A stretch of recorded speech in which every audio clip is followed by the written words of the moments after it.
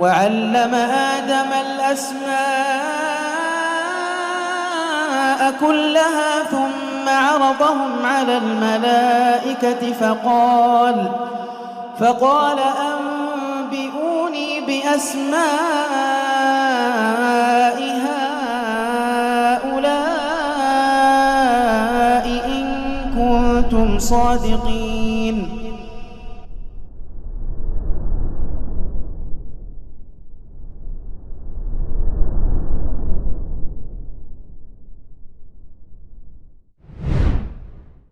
وقال تعالى يا أيها الناس اتقوا ربكم الذي خلقكم من نفس واحدة وخلق منها زوجها وبث منهما رجالا كثيرا ونساء واتقوا الله الذي تساءلون به والأرحام إن الله كان عليكم رقيبا فإن أصدق الحديث كتاب الله وخير الهدي هدي محمد صلى الله عليه وسلم وشر الأمور محدثاتها وكل محدثة بدعة وكل بدعة ضلالة وكل ضلالة في النار. أما بعد,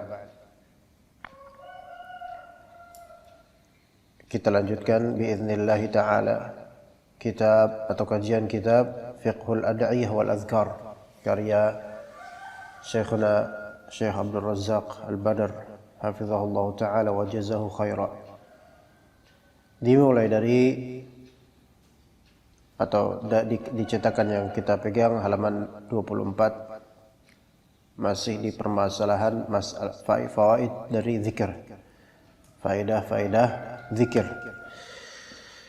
Qala hafizahullah wa min fawaidihi anna kathrata dzikrillahi ta'ala amanun minan nifaq. Di antara faedah zikir kepada Allah bahwasanya memperbanyak zikir kepada Allah itu mengamankan pelakunya dari kemunafikan. Banyaknya zikir pada Allah adalah keamanan dari kemunafikan. Dan orang yang sering berzikir dia tidak merasa aman terhadap kemunafikan. Jadi ini bedanya. Orang kalau banyak berzikir malah justru merasa tidak aman dari kemunafikan, padahal dia itu dijaga oleh Allah dari kemunafikan. Dan sebaliknya, orang-orang yang jarang berzikir mereka merasa aman dari kemunafikan, padahal tidak Allah jaga dari kemunafikan. Maka barang siapa di qalbunya terbit rasa khawatir kemunafikan ada pada dirinya, maka bagus. Ya. Fa innal munafiqina qalilu dzikri lillah. Sesungguhnya orang-orang munafik itu sedikit sekali mengingat Allah Ta'ala. Qala Allah Ta'ala fil munafiqin wa la yadhkuruna Allah illa qalila. Allah Ta'ala berfirman tentang orang-orang munafik. Mereka tidak mengingat Allah kecuali sedikit. Surat An-Nisa tentang ayat yang tentang munafik. Qala Ka'ab rahimahullah, man aktsara dzikrallahi azza wa jalla bari'a minan nifaq. Waalaikumsalam warahmatullahi wabarakatuh. Barang siapa yang memperbanyak zikir kepada Allah, maka dia lepas dari kemunafikan. Berarti di antara syarat supaya kita terhindar dari kemunafikan memperbanyak zikir. Zikir pada hakikatnya, bukan sebatas zikir lisan. Kemudian kata Fadilatul Syekh hafizallah, wa la'allahu li ajli hadza khatama Allahu suratal munafiqin biqaulih ya ayyuhalladzina amanu la tulhikum amwalukum wala auladukum an dzikrillah wa may yaf'al dzalika fa ulaika humul khasirun. Mungkin karena inilah Allah Subhanahu wa taala menjadikan ayat atau di antara ayat terakhir surat Al-Munafiqun, yaitu firman-Nya ya ayyuhalladzina amanu la tulhikum waalaikumsalam. La tulhikum amwalukum wala auladukum an dzikrillah. Ya. Wahai orang-orang yang beriman, janganlah harta kalian dan anak-anak kalian melalaikan kalian daripada zikir kepada Allah. Pada ngumpul di sini, Pak. Terus nengok ke kanan terus repot, Pak. Tapi ya udah terlanjur lah. Wahai orang-orang beriman, janganlah harta dan anak itu melalaikan kalian dari zikir kepada Allah. Kalau harta iya bisa melalaikan zikir kepada Allah. Tapi kalau anak, bagaimana gambarannya? Anak bisa membuat kita lalai. Bisa. Anaknya lomba. Ya, bisa lomba. Dan juga mencari nafkah untuk kesuksesan anak atau hal-hal lain yang berkaitan dengan anak bisa. Dan anak itu sakit misalnya, membuat kita lalai dari zikir Allah, bisa juga. Jadi banyak, baik harta maupun anak, itu bisa melalaikan seseorang dari zikir kepada Allah. Wa may yaf'al dzalika fa ulaika humul khasirun. Barang siapa yang melakukannya, yaitu jarang berzikir gara-gara anak dan harta, maka mereka itu termasuk orang-orang yang merugi. Di sini ini termasuk di antara ayat-ayat terakhir di surat Al-Munafiqun. Ya, nama suratnya Al-Munafiqun dan akhirannya itu perintah untuk senantiasa berzikir, jangan sampai lalai.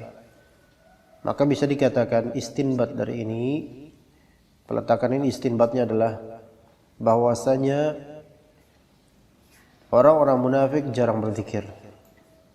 Maka agar kita tidak seperti mereka, jangan sampai kita sering lalai gara-gara harta dan juga anak. Dapat enggak? Nah. Kemudian kata beliau hafizahullah, fa inna fi dzalika tahdziran min fitnatil munafiqin. Di dalam ayat tersebut ada tahdzir dari fitnahnya orang-orang munafik.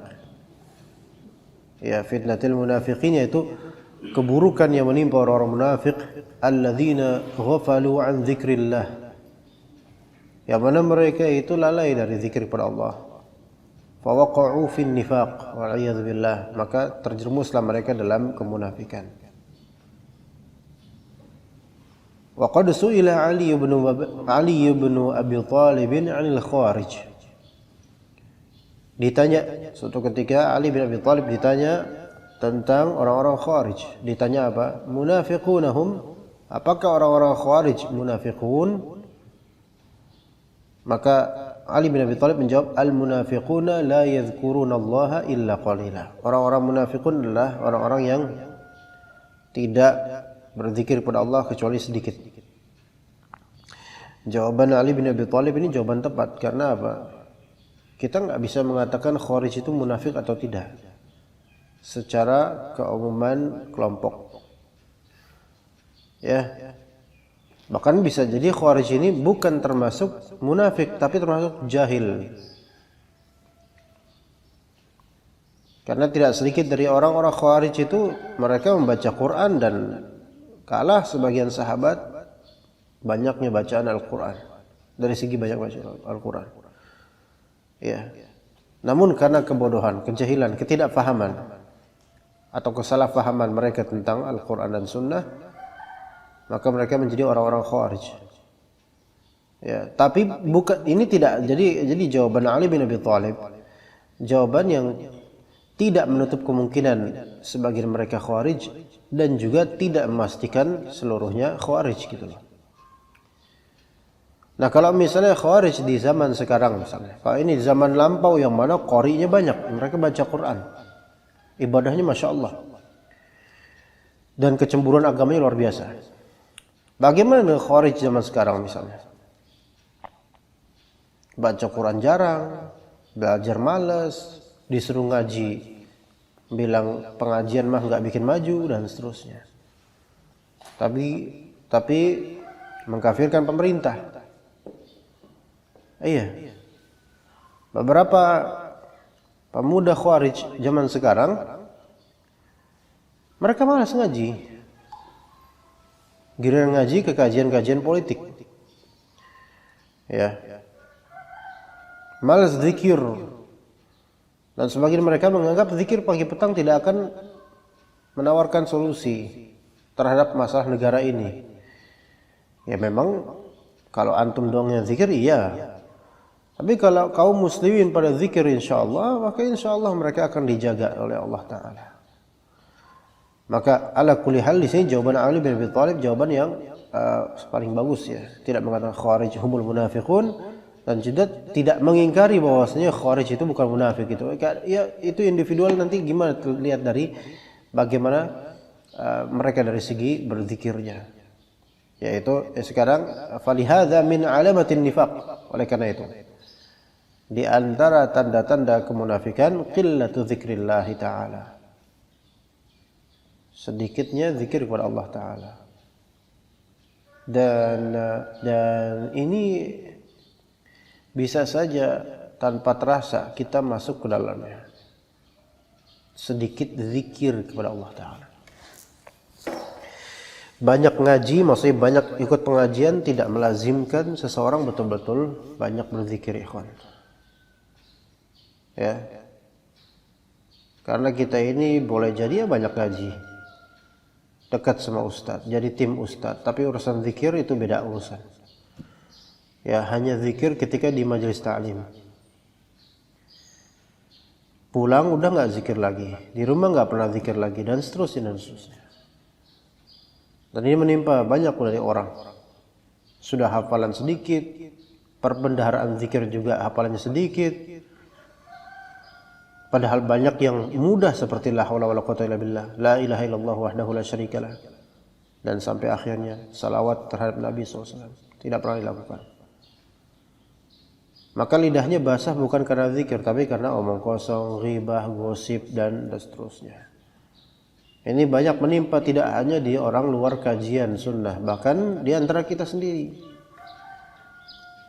Boleh jadi kita membahas tentang Fathur Rabbil Bariyah, Fathur Rabbil Bariyah syarah Talkhis Hamawiyah misalnya, atau Bitalkhis Hamawiyah, Talkhis Hamawiyah, Qawaid Muthlah, kitab bahas perkara-perkara berat tentang asma wa sifat, tapi lisan kita enggak rajin berzikir, itu mungkin terjadi.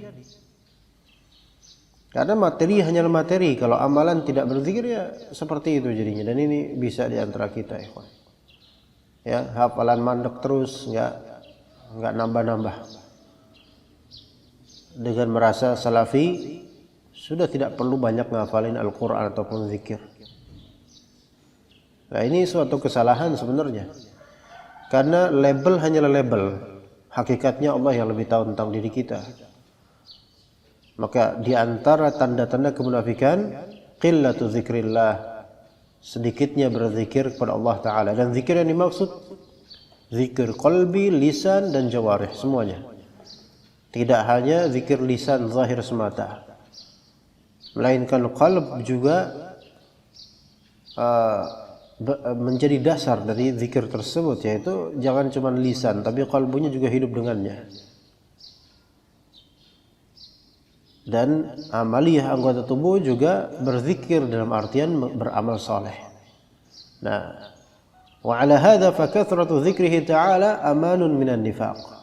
Berdasarkan hal ini, maka memperbanyak zikir kepada Allah Ta'ala itu adalah suatu keamanan dari kemunafikan, daripada kemunafikan. Wallahu akramu min an yabtaliya qalban dzakiran bin nifaq, wa innama dzalika liqulubin ghafalat an dzikrillah. Allah Ta'ala itu terlalu mulia untuk memberikan bala kepada kalbu yang berzikir dengan kemunafikan. Bisa dipahami enggak di sini, ikhwan?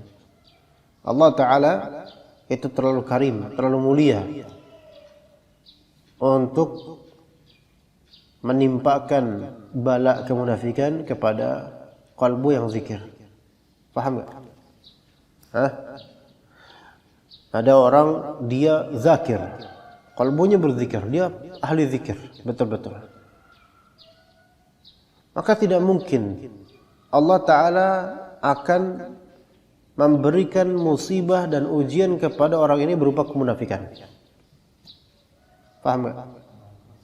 Karena seseorang ketika berzikir kan otomatis dia itu mengutarakan keimanannya kepada Allah Ta'ala, dan Allah Ta'ala akan menjawabnya dengan kebaikan, enggak dengan ujian kemunafikan, melainkan wa innama dzalika liqulubin ghafalat an dzikrillah, melainkan kemunafikan atau bala berupa kemunafikan itu akan Allah timpakan kepada kalbu-kalbu yang lalai dari zikir kepada Allah Subhanahu wa taala. Dan zikir yang dimaksud zikir yang berdasarkan keikhlasan dan juga sesuai dengan sunnah Nabi sallallahu alaihi wasallam. Adapun zikir-zikir yang sesuai sunnah Nabi, tapi qalbnya lahir, yaitu apa? Kalbunya lalai. Ya. Cuman seremonial belaka. Maka ini enggak termasuk zikir yang kita maksud. Dan yang lebih banyak lagi dan lebih zahir adalah zikir kendati pun ikhlas tapi tidak sesuai dengan sunnah, bahkan menuju kesyirikan kadang-kadang. Sekarang kalau antum lihat ibu-ibu qasidahan itu zikir ya, secara apa ya? Secara secara matan lagunya, apa sih namanya? Lirik lagunya. Ya kan? Zikir dalam artian amar ma'ruf nahi munkar gitu loh. Lewat qasidahannya. Sering pernah dengar kan mak-mak itu yang biasa di VCD gitu. Ya nyanyi apa gitu. Pak Niman paling tahu tentang hal ini mungkin. Nah, itu liriknya bagus banyak sih. Tapi ini kan enggak sesuai dengan sunnah Nabi SAW dengan cara seperti ini. Yang diperintahkan oleh Nabi SAW, perempuan jangan menzahirkan suaranya. Ini malah menzahirkan suaranya. Ya kan?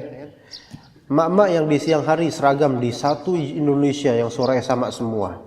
Majlis ta'lim di siang hari biasanya hari Rabu siang. Itu mereka zikir itu pakai speaker. Giliran bapak-bapak kajian meneng tidur. Tapi kalau misalnya mama wah masya Allah. Tapi sesuai dengan sunnah nggak ini? Nggak sesuai dengan sunnah. Dan yang seperti ini walaupun sering nggak aman dari apa? Nggak aman dari kemunafikan. Nggak aman dari kemunafikan karena hanya zahir semata dan tidak sesuai sunnah juga. Begitu. Nah, kalau misalnya seseorang jangan ditabrak, ditarik dari luar, bukan didorong, nanti rusak ubinnya. Ya, di sini.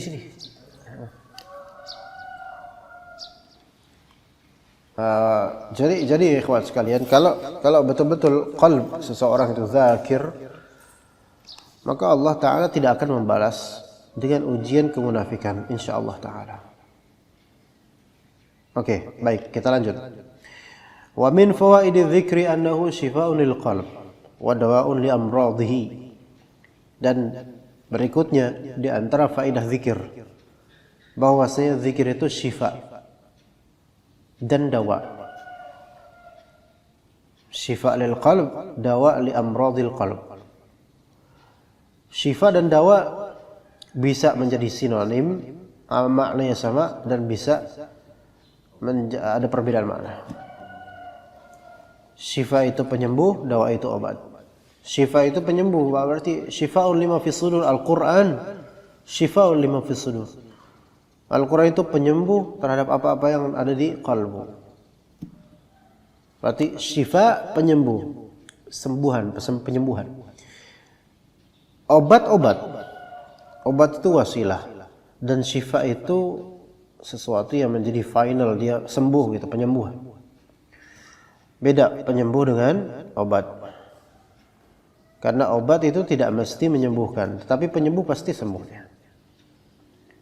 Nah, zikir ini syifa lil qalb. Sebenarnya ini cuma sebuah retorika aja. Syifa lil qalb, dawa'un li amradil qalb, ini sama maknanya.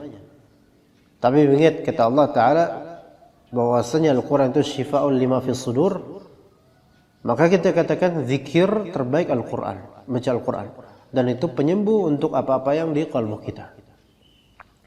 Dan syifa'ul lil qalb di sini zahirnya wallahu alam qalb secara ma'nawi. Penyembuh dari amrad, penyakit-penyakit qalbu. Dan penyakit yang dimaksud adalah penyakit maknawi. Yang tertinggi dari penyakit terburuk yaitu syirik, jelas. Syirik. Kemudian beberapa penyakit qalbu seperti hasad, berangan-angan, zina hati, apalagi selain itu, sombong, ya, merendahkan manusia dan yang lain. Maka zikir ini syifa. Taib. Bagaimana contohnya ikhwan? Sebelumnya qala Makhul bin Abdullah rahimahullah, zikrullah ta'ala shifaa'un wa zikrun nasi da'un. Sahih enggak? Zikir kepada Allah Ta'ala itu penyembuh, sementara zikir kepada manusia itu penyakit. Ingat orang sakit antum. Kecuali kalau antum mengingatnya dalam rangka mengingat Allah. Betul enggak? Nah, mengingat orang mujarrad insan, antum ingat dia, sebatas ingat dia, sakit antum. Sakit. Tidak bermanfaat dan justru khawatirnya menimbulkan kesyirikan karena ada ta'alluq qalbu terhadap selain Allah Ta'ala. Dan itu sangat mungkin terjadi pada kita tanpa sadar. Ya. Makanya sayangnya nikah nggak ada. Makanya ketika misal seseorang mau nikah kemudian qadarullah takdirkan istrinya wafat, maka ketika dihadapkan kasus itu ke anak, maksudnya dicurhatkan ke anak, bilang lupakan segera. Iya, maksudnya lupakan di sini nggak mungkin dilupain ya, tapi maksudnya lupakan, nggak usah antum sering-sering mengingat. Iya, karena mengingat manusia secara zat begitu saja, penyakit.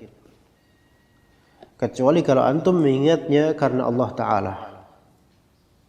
Dan kalau mengingat manusia karena Allah Ta'ala, itu tentu tidak akan hati antum bergantung pada manusia itu, tapi bergantung pada Allah Ta'ala, dan antum akan mendoakan manusia tersebut gitu. Misal antum memiliki seorang atau beberapa ustaz yang sangat baik sama antum, memberi antum ilmu dan seterusnya. Dan setiap antum mengingat ustaz ini, antum mengingat amal saleh, mengingat Allah Subhanahu wa taala, mengingat Islam yang baik, mengingat manhaj salaf dan seterusnya. Seolah-olah ustaz ini adalah figur dan percontohan manhaj salaf misalnya di hati antum. Maka di sini hati-hati, syaitan akan membisikkan antum, imma antum ingat Allah dengannya kemudian antum beramal saleh dan mendoakan dia, mendoakan ustaz tersebut, atau imma antum sebatas mengingat zat manusia tersebut sehingga antum berfanatik dengannya. Dan ini talbis iblis dari sebagian syaitan. Mau yang mana antum pilih? Jadi mengingat manusia belaka, hatta ustaz, bukan karena Allah, nggak bisa, jangan kayak gitu. Itu penyakit, dan khawatirnya timbul bibit-bibit kesyirikan ke depannya gitu loh. Jadi kalaupun kita ingat seseorang yang Allah muliakan, yang baik, yang sopan, yang santun, berilmu dan seterusnya dari orang-orang yang baik, maka ingatlah dia karena Allah Ta'ala. Karena kebaikannya itu Allah Ta'ala yang menjadikan dia baik, dan antum doakan dia dan seterusnya. Nah, ini juga menjadi bala bagi sebagian dari orang-orang yang merupakan atau bermadzhab kuburiyun.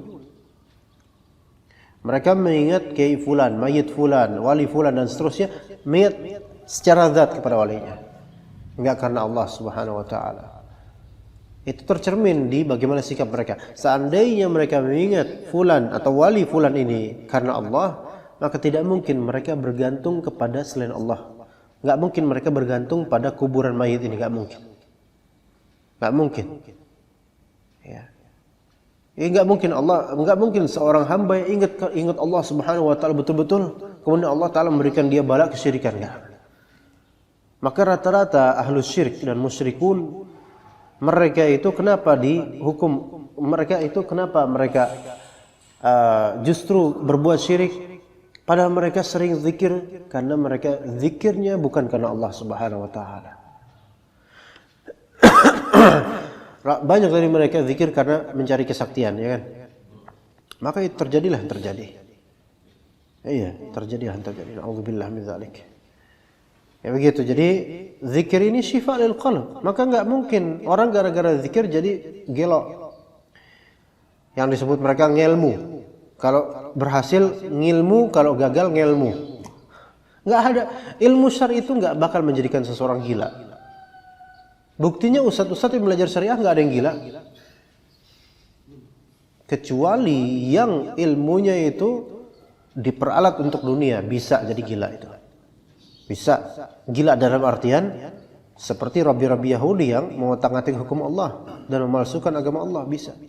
Kegilaan bukan dari segi ketidakwarasan fitrah, ketidakwarasan tabiat manusia, tetapi kegilaan dari segi dia tidak takut sama Allah Ta'ala. Berarti tidak zikir dengan ilmunya. Ya. Kemudian dikatakan oleh beliau hafizahullah, "Tsumma inna dzikra aidha yudhibu qaswatal qalbi." Dengan zikir pula. Zikir pula. Zikir juga bisa Pak menghilangkan qaswatul qalb. Kerasnya qalbu. Kerasnya hati. Ya. Fa fil qalbi qaswatun la yudhibuha illa dzikrullah. Di qalbu itu bisa ada kekerasan yang tidak bisa mencairkannya kecuali Allah Subhanahu, kecuali zikir kepada Allah Ta'ala. Jadi qalbu ini gaib bagi kita. Jantung secara fisik ya bisa dirongsong, bisa dan seterusnya. Tapi yang kita maksud qalbu maknawi ini gaib bagi kita. Sebagaimana roh kita gaib bagi kita. Ini termasuk alam gaib bagi kita walaupun milik kita. Di dalam qalbu yang gaib ini ada kekerasan yang bisa aja seseorang terkena dengan kekerasan hati tersebut. Ada pada dirinya. Setiap dari kita potensi berhati keras. Ya, berpotensi juga berhati lunak. Nah, kerasnya hati tersebut tidak bisa dilumerkan atau dicairkan atau dilunakkan kecuali dengan zikir kepada Allah. Ya enggak? Orang-orang kafir, apakah kalbu mereka lembut? Untuk akhlak kadang-kadang lembut. Tapi karena kekufuran dan kesyirikan mereka, maka di situ selalu ada kekerasan hati. Selalu pasti. Iya. Nah, kita alhamdulillah mukmin, muslim. Kadang di kalbu kita ada kekerasan. Apalagi ketika menghadapi kenyataan yang tidak sesuai harapan. Ya. Keras kalbu kita itu. Melihat istri kurang beres, melihat anak kurang beres, rumah kurang rapi dan seterusnya. Keras loh. Marah kita dan seterusnya. Apalagi kita laki-laki nih, pengennya yang udah jadi aja. Ya kan? Maka Nabi SAW mengajarkan la taghdab. Jangan marah. Kalaupun marah, ya berdiri, duduk. Kalaupun dalam keadaan duduk, rebahan. Nggak bisa wudu sana. Ya istighfar, lantunkan zikir-zikir. Ya, ja'a rajulun ila Hasan al-Basri. Datang seorang pria kepada Hasan al-Basri. Berkata kemudian pria tersebut, "Ya Aba Sa'id, asku ilaika qaswata qalbi." Wahai Abu Sa'id, saya mengeluhkan kepada engkau akan kekerasan hati saya. Saya mengeluhkan kepada engkau akan kekerasan hati saya. Ya. Apakah syakwa di sini syakwa yang terlarang ya, Khon? Qaswatul qalb itu kan kekerasan hati, dan itu termasuk musibah yang menimpa manusia. Sementara kalau kita kena musibah, kita enggak boleh mengeluh kepada manusia lainnya. Apakah di sini termasuk syakwa tersebut? Enggak. Ini namanya istinsah.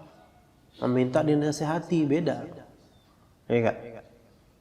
Ya, bukan mengeluh di sini. Ini bukan asku dalam artian syakwa yang muharram, tapi di sini istinsah namanya. Talabun nasihah. Maka talabun nasihah itu boleh. Talabut taujihat, istiujah, istinsah. Ya, ini termasuk bagian dari apa? Istinjad syar'i, yaitu minta pertolongan syar'i. Istinsah, minta nasihat. Ya. Jadi sini karena asku ilaika qaswat qalbi. Saya mengeluhkan kepada engkau wahai Hasan Basri qaswat qalbi. Kekerasan hati saya. Ini musibah buat saya. Maka kemudian kata Al Al-Basri rahimahullah, adzibhu bidzikr. Lumerkanlah kekerasan tersebut, lunakkanlah kekerasan tersebut dengan apa? Dengan zikir. Itu kata Al-Hasan Al-Basri. Dan maksiat itu menjadikan seseorang keras hatinya. Maksiat, terutama maksiat yang berkaitan dengan materi pemahaman. Yaitu ketika seseorang mempelajari liberalisme misalnya, ya, atau akidah menyimpang, bisa keras hatinya. Banyak orang-orang liberal keras hatinya. Antum nasihati nggak mempan buat mereka, karena mereka pakai logika sendiri. Keras kalbu mereka, walaupun mereka lembut. Antum lihat orang-orang liberal itu menyampaikan tuh lembut, dan ketika kita ngamuk-ngamuk di depan mukanya, itu dia tetap tenang. Kelihatannya lembut, tapi dalam Islam itu kalbunya qasi, keras hatinya. Jadi barometer kerasnya kalbu itu bukan di masalah nadanya tinggi atau rendah, bukan. Tapi kerasnya kalbu itu di dia menerima kebenaran atau tidak. Ya. Kalau antum tidak menerima kenyataan atau tidak menerima kebenaran, maka keras kalbu antum. Dalilnya firman Allah Subhanahu wa taala. Ketika ada Yahudi yang membunuh saudaranya, kemudian enggak ketahuan siapa pembunuhnya, kemudian akhirnya Allah syariatkan agar menyembelih seekor sapi, dan nanti faqul nadrib bi ba'dihha kadzalika yuhillahu al-mauta wa yuriikum ayatihi la'allakum ta'qilun. Dipukul dengan mungkin khilaf di ulama dengan bagian apanya gitu, ya. Akhirnya nanti ketahuan siapa yang membunuh. Kemudian ketahuan siapa membunuh dengan mukjizat tersebut. Tapi akhirnya orang Yahudi apa? Tsumma qasat qulubukum. Setelah itu justru kalian apa? Keras kalbunya. Udah jelas mukjizat ditampilkan di hadapan mereka, mereka enggak mau menerima kebenaran tersebut. Maka siapa yang tidak mau menerima kebenaran, keras kalbunya. Walaupun dia tahu ini benarnya, tapi enggak terima. Entah karena fanatik, entah karena hawa nafsu, entah karena kepentingan politik atau keuangan dan seterusnya. Keras kalbunya, walaupun lembut kalimatnya dan kelihatan tabah. Jadi bukan dari segi itu dilihat keras atau tidaknya hati. Ya. Antum melihat sebagian ustadz ketika menyampaikan materi menggebu-gebu dan berapi-api, tapi antum dapatkan kalbu orang ini, ustadz ini, kalbu yang sangat lembut.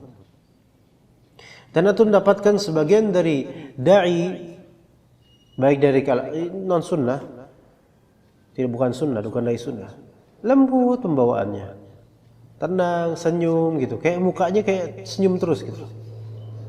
Tapi antum dapatkan ini orang dia keras kalbunya. Ada yang seperti itu. Keras dari segi apa? Orang ini mukabir. Apa mukabir itu?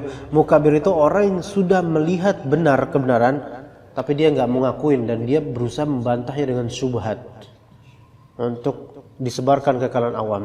Ini orang qasi kalbunya, dan khawatirnya ini termasuk munafik. Ya. Antum mendapatkan orang-orang seperti Ulil Absar Abdallah misalnya, Zuhair Misrawi, dan antek-antek semisalnya. Mereka apakah ketika mengadakan atau presentasi, apakah mereka teriak? Enggak, pelan, sudah nyantai. Tapi mereka di antara makhluk terburuk di muka bumi ini, selama mereka belum taubat dari liberalisme mereka. Iya, banyak keburukan sudah yang mereka ciptakan. Ya begitu ya ikhwan. Ya kita sebut nama karena mereka zahir, mereka udah belasan tahun. Ya walaupun sekarang nggak seaktif dulu, tapi efek dari keburukan mereka itu masif untuk Indonesia ini. Iya. Kalau antum melihat kenyataan di kampus-kampus ya, bagaimana pelajaran filsafat buruk sekali, masya Allah. Pengajaran filsafat di dalamnya banyak apa? Peperangan atau sikap berperang terhadap agama Allah Ta'ala. Bagaimana melucuti agama Allah dari kalbu-kalbu para mahasiswa, dan itu yang terjadi di kampus-kampus sekarang, ikhwan. Yang membuat banyak dari mahasiswa jadinya makin keras kalbunya. Ya boro-boro mereka mikir zikir enggak. Mikir beragama aja mereka juga ragu kemudian, ini buat apa kita nerapin syariat Allah gitu kan. Ya akhirnya mereka ragu dengan syariat Allah. Dikhawatirkan mereka murtad atau kufur tanpa sadar. Khawatirnya begitu. Ya. Maka zikir ini penting ya ikhwan. Muqallibul qulub itu adalah Allah Subhanahu wa taala. Sekarang kita menyerukan dakwah salaf, mengajak orang-orang ke manhaj salaf, kita tidak tahu besok bagaimana. Maka banyak berzikir dan jangan merasa aman dengan sebatas kita itu berkomunitas salafi. Tinggal di lingkungan salafi. Teman-teman salafi kita banyak. Grup-grup salafi di WhatsApp kita banyak. Enggak cukup, wallahi enggak cukup, dan enggak menjamin itu. Allah yang menjamin, tapi harus kita ikhtiar dengan apa? Amalan yang benar, yaitu zikir. Ya jangan merasa aman. Ya begitu ya ikhwan. Kemudian dilanjutkan, wa min fawaididz dzikri anna adz-dzakira qaribun min madhkurih. Di antara faedah zikir, orang yang berzikir itu dekat dengan orang yang dizikirkan terhadapnya, yaitu secara tabi'ah orang yang mengingat itu akan merasa dekat dengan yang diingat. Enggak? Baik itu yang diingat adalah tentu Allah Subhanahu wa taala yang wajib kita ingat, dan kemudian misalnya makhluk-makhluk Allah. Orang tua kita misalnya. Antum punya orang tua yang sudah wafat misalnya. Antum mengingatnya. Terasa dekat. Mengingat pasangan yang sudah resmi ya. Merasa dekat walaupun antum di safar. Atau ya mengingat pasangan kemudian kata suaminya kepada istrinya, baby ya. Kalau orang Sunda baca babi, nah gitu. Baby, if you miss me, just close your eyes. You will see me in your dreams. Masya Allah, sweet banget ya. Pak Ademan nggak bisa ngomong kayak gitu. Nggak bisa. Sayang, kalau misalnya kamu kangen sama saya, maka tutuplah matamu. Kamu akan melihatku di mimpimu. Masya Allah. Merasa dekat itu. Ya. Pas orang matanya taunya ngeliatnya pocong. Ya. Bisa nggak? Bisa aja. Anda pernah ke kuburan. Anda pernah di kuburan, di suatu kuburan di kampung di daerah Boyolali ya. Sendirian ke kuburan itu siang-siang. Anda explore ya. Ketika itu belum ada YouTube. Nah kemudian anak di pohon gitu kan, pohon besar, masya Allah di nama kuburan di desa jauh dari pemukiman ada pohon gede ini, pohon ini dikeramatkan jangan-jangan. Terus anak merem, lihat ke atas, beneran ada kelihatan kayak pocong subus gitu ya, kayak apa namanya yang putih ini, bisa seperti itu. Ya kadang-kadang kita itu kalau niatkan sesuatu, melihat sesuatu merem kelihatan. Apalagi kalau orang tersebut dia kena santet. Ya. Dia kadang bisa ngelihat orang yang menyantetnya atau jin-jin tertentu. Tapi bukan itulah yang kita bahas ya. An-nadzakira qaribun min madhkuri. Artinya kalau antum mengingat sesuatu atau seseorang itu anda merasa dekat dengannya. Wa madhkuruhu ma'ahu, dan yang dia ingat itu bersama dia. Wa hadhihi al-ma'iyyatu ma'iyyatun khassatun ghairu ma'iyyatil ilmi wal ihatatil 'amma. Ini tentang Allah taala, bukan tentang makhluk. Kebersamaan Allah taala yang ini yaitu ketika dizikirkan, diingat, maka itu adalah ma'iyyah khassah. Ma'iyyah khassah. Kita udah belajar di Talkhis Al-Hamawiyah, yaitu kebersamaan khusus. Yang itu bukan merupakan kebersamaan umum. Kalau ma'iyyah ma'iyyah ammah itu ma'iyyah ilm ihatah ammah. Itu kebersamaan Allah dari segi ilmu dan juga mencakupnya pengetahuan dan kuasa Allah terhadap seluruh makhluk. Maka ma'iyah khassa ini adalah ma'iyah bil qurbi wal wilayati wal mahabbati wal nusrati wal i'anati wat taufiq. Yaitu ma'iyah dengan kedekatan, kemudian pertolongan, al-wilayah, penjagaan, pertolongan, al-mahabbah, cintanya Allah kepada kita, nusrah, bantuan, pertolongan, i'anah, sama at-taufiq, taufik. Taufik dari Allah itu kita sangat perlu. Banyak orang dinamakan taufik, baik taufik hidayat atau hidayat taufik. Ya. Kalau taufik hidayat berarti dua-duanya sama tuh. Taufik hidayat sama. Berarti taufik ini hidayah taufik dan hidayat ini hidayat irsyad mungkin maksudnya. Tapi nggak ada orang dinamakan hidayah ammah gitu, nggak ada. Ya, nggak ada. Hidayah khassah. Ya, di sini taufik kita butuh karena seseorang ketika dia mendapatkan taufik maka potensi diterimanya amalan itu besar. Kemudian dia merasa tenang dengan amalan tersebut. Tapi taufik itu tidak akan didapat kecuali dengan zikir. Tentu dengan amalan, dengan niatan yang benar, zikir. Ya. Antum mau diberi taufik dalam dagangan antum, maka antum harus zikir kepada Allah dalam berdagang. Baik dari niatan berdagang itu apa? Apakah semata-mata dunia atau karena ini melaksanakan kewajiban antum mencari nafkah dan semisalnya. Itu. Kemudian juga zikir ketika berdagang.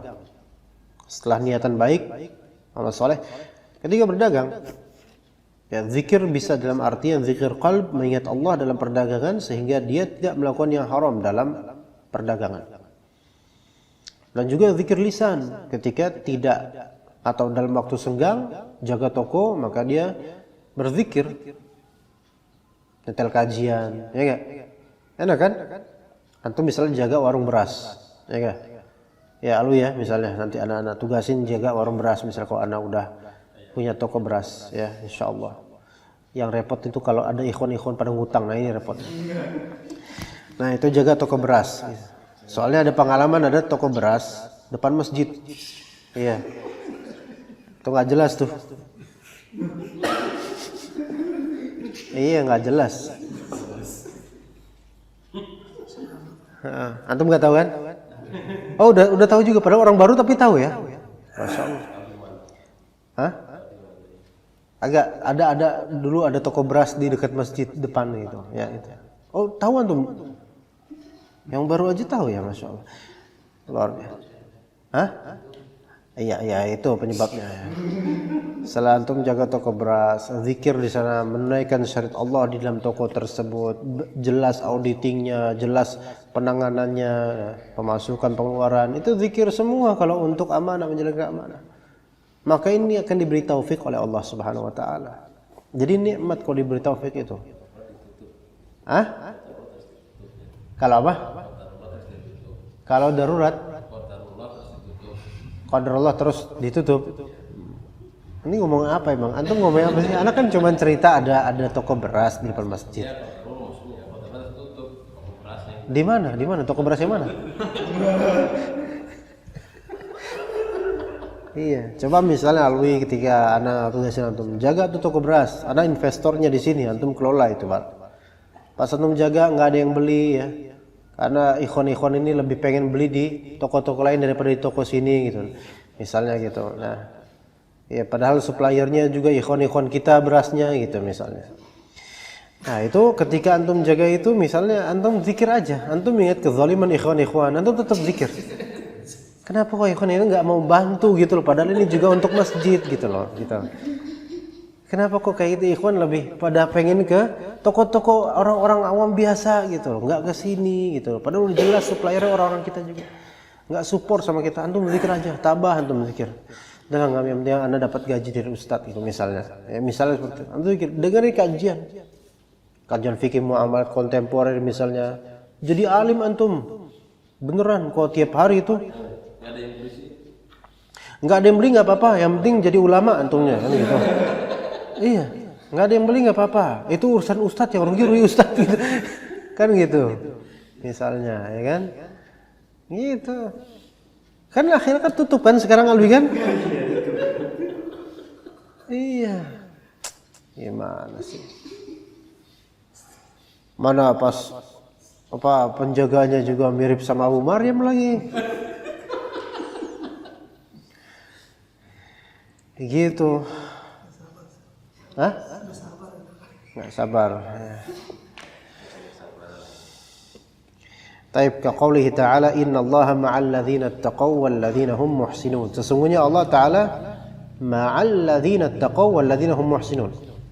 Jadi kaidahnya ikhwan, kalau misalnya Allah Ta'ala mentakbirkan ma'a, kemudian setelahnya objek ma'iyah tersebut adalah sifat-sifat yang bagus, maka ketahuilah ma'iyah yang dimaksud ma'iyah khassah. Selalu begitu. Innallaha ma'as sabirin, wallahu ma'as sabirin, wa innallaha la ma'al muhsinin. Itu kan semua sifat-sifat bagus. Alladzina taqaw taqwa, alladzina muhsinun ihsan. Sabirin sabar, muhsinin ihsan. Semua ini sebutan bagus, lafal dan karakter bagus itu. Nah, berarti di sini ma'iyah yang dimaksud ma'iyah khassah.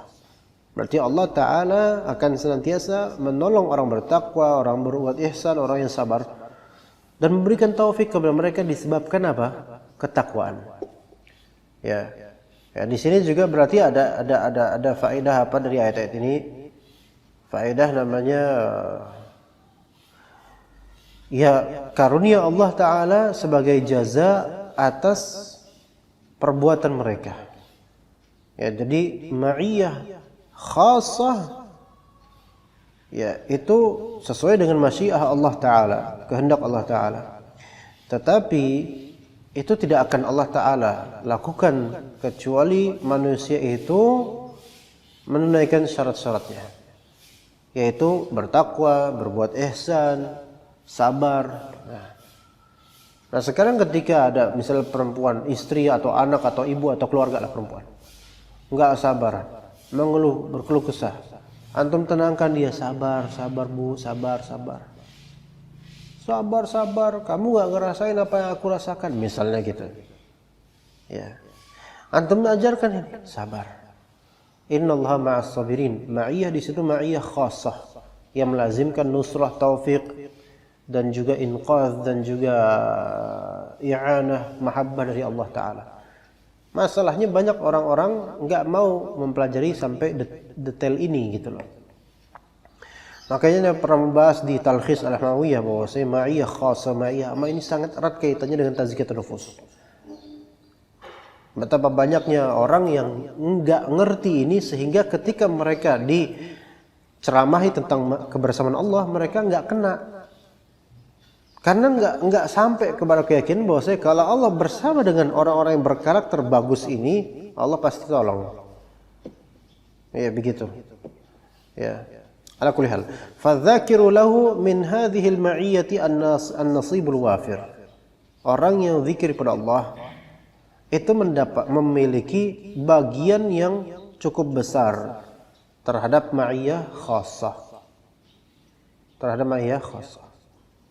Jadi kalau antum ada kesulitan apapun finansial terutama, naik motor, nyari kerjaan, maka zikir di atas motor. Bacalah apa yang antum hafal. Insyaallah Allah jawab, minimal keterangan hati dulu.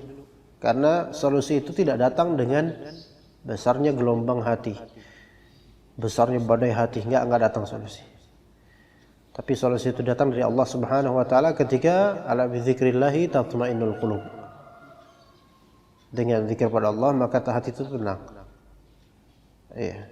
Kama fil haditsil ilahi, sebagaimana di hadis qudsi, ana ma'a 'abdi ma dzakarani wa taharrakat bi syafatahu. Aku bersama dengan hambaku selama dia mengingatku dan syafatah, mulutnya bergerak, zikir. Itu bersama Allah berarti. Kebersamaan yang tidak umum, kebersamaan khusus. Allah membantunya, menolongnya dan seterusnya. Dan kalau ternyata dia kena musibah padahal dia lagi zikir, maka insya Allah kalaupun dia mati syahid mudah-mudahan, atau mati dengan mati husnul khatimah. Ya, dan dia wajib berhusnudzon kepada Allah Ta'ala ketika dia malah dapat musibah sedang berzikir. Husnudzon kepada Allah Ta'ala. Allah tetap sayang sama dia. Enggak sebagaimana yang Anda pernah lihat di YouTube. seorang murtad karena dan dia sudah 5 tahun kata di pesantren, kemudian selesai lulus dan udah jadi orang dewasa biasa, kemudian dia murtad, dan sebab murtadnya apa? Sebab murtadnya karena dia udah baca doa keluar rumah, tapi malah terjadi kecelakaan. Ini kan kebodohan. Berarti dia nggak tawakal sama Allah. Bismillah. Dia bilang apa dulu? Saya bilang Bismillahi tawakkaltu 'ala Allah. La haula wala quwwata illa billah. Saya kemudian pas udah jalan naik kendaraan malah kecelakaan. Saya kecewa dengan Tuhan di situ. Tuhannya orang Islam. Makanya sekarang kata dia menganggap bahwa saya Yesus adalah sang juru selamat. Na'udzubillah. Ini atas tabdiluna alladhi huwa adna billadhi huwa khair gitu loh. Kau malah nyari yang lebih rendah. Ini kan kebodohan to the max ya. Kebodohan stupidity to the max ya. Kebodohan maksimal. Ya begitu. Masa kan bismillahi tawakkaltu 'ala Allah zikir ya. Kalau dia mendapatkan musibah setelah itu, ketahuilah ini tawakal sama Allah, udah serahkan kan bismillahi dengan menyebut nama Allah, tawakkaltu 'ala Allah. Saya menyerahkan urusan kepada Allah. Lah kalau urusan diserahkan kepada Allah terserah. Mau Allah selamatin kek, mau Allah Ta'ala jadikan ada musibah kek, mau itu kita harus serahkan kepada Allah. Jadi jangan berpikir Allah akan memberikan keamanan, betul. Tapi ada kalanya musibah yang menimpa kita itu adalah kebaikan buat kita. Asa an takrahu syai'a wa huwa khairul lakum. Bisa jadi sesuatu yang zahirnya di mata kalian itu kalian benci, tapi itu kebaikan buat kalian. Tapi kalau misalnya ditingkahi dengan suudzon pada Allah, maka itulah akibatnya, kekufuran dia yang dia dapat gara-gara suudzon pada Allah. Maka hati-hati dengan suudzon pada Allah. Betapa banyaknya orang yang kufur tanpa sadar atau kufur terang-terangan karena suudzon pada Allah Subhanahu wa taala. Dan betapa adanya orang yang amalnya banyak, besar, namun kemudian dileburkan amalannya semuanya itu gara-gara apa? Suudzon kepada Allah Subhanahu wa taala. Ya begitu. Ya, wallahu taala alam. Insyaallah kita lanjutkan berikutnya pada pekan mendatang. Sallallahu ala nabiyina Muhammad wa ala alihi washabbihi ajma'in.